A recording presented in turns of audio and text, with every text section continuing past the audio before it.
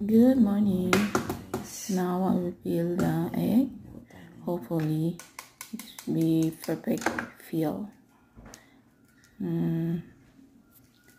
Nakikita nyo, binabalatan ko yung itlog na ito. Sana ma-perfect ito. Ito binoil ko lang ng 8 minutes para hindi siya hard boil. Para marami pang vitamina ang makukuha natin. Ayan. So, nakikita ninyo, nahihirapan na ang kalulan yung magbalat ng itlog. Ayan.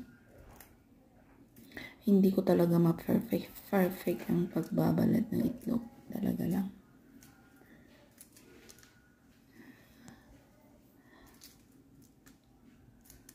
Even though na binabat ko na siya sa ice water, ganun pa rin siya makunat. At nagdadala pa talaga yung mga laman niya sa balat. Ayan po, almost done. Kita nyo naman. Inugasan ko pa.